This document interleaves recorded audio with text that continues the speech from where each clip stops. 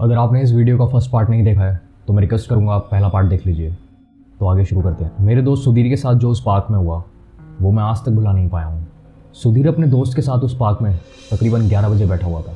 उसने उस टाइम पे नई नई स्मोकिंग शुरू करी थी तो छुप कर स्मोक करता था। एक दिन वो अपने दोस्त रोहित के साथ उस पार्क में बैठकर स्मोक कर रहा था। तभी अचानक से उनके बीच में एक बहुत भारी पत्थर आकर गिरता है। वो दोनों एकदम से खड़े हो जाते हैं और आसपास देखने लगते हैं। उन दोनों की हार्ट बीट भी तेज़ हो जाती है, लेकिन उनके सिवा उस पार्क में रात को 11 बजे कोई नहीं होता है।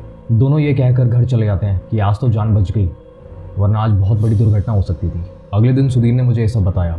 उस पार्क के सामने एक बंगलो था, उसमें रोहित नाम का कुक काम करता था। ये वही रोहित था जो सुधीर के साथ उस रात पार्क में था। रोहित ने जो हमें बताया उसके बाद हमारी लोकेलिटी में उस पार्क को लेकर एक डर का माहौल बन गया। हमने उस दिन के बाद उस पार्क में जाना छोड़ दिया। रोहित ने बताया कि उसकी उम्र तकरीबन उस समय 35 से 36 साल के बीच में होगी और हम लोगों की उम्र उस टाइम 15-16 साल थी। सुधीर मेरे से 3 साल बड़ा था। तो रोहित 16 साल की उम्र में दिल्ली आया था काम के लिए।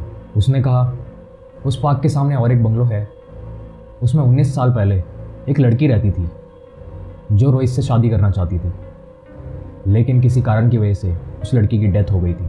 अब जो बात वो कहने वाला था उससे मेरे और सुधीर के रोंगटे खड़े हो गए थे। उसने कहा अक्सर तुम इस पार्क को लेकर बातें करते हो कि यहाँ अजीब सा लगता है, डर सा लगता है दिन में भी।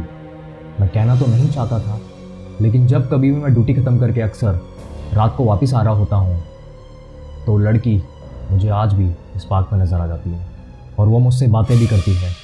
रोहित ने कहा उस लड़की ने उससे कहा है कि उसको लाइफ में कभी शांति नहीं मिलेगी और उस दिन के बाद वो उसे नहीं दिखी। रोहित ने कहा वैसे उसने सच कहा है।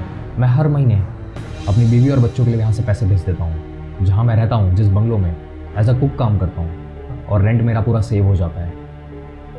मेरे को इतने बड़े डिज़ायर्स भी नहीं है लाइफ में, लेकिन मैं हर वक्त परेशान रहता हूँ। एक बेचैनी सी नज़र आती है मेरे अंदर। अक्सर लोग ये चीज़ मुझे कहते हैं। तो मेरा एक सवाल है, क्या उस रात जब रोहित और सुधीर उस पार्क में बैठे थे, जो उनके बीच पत्थर आकर गिरा था, क्या पत्थर वो रोहित के लिए आया था?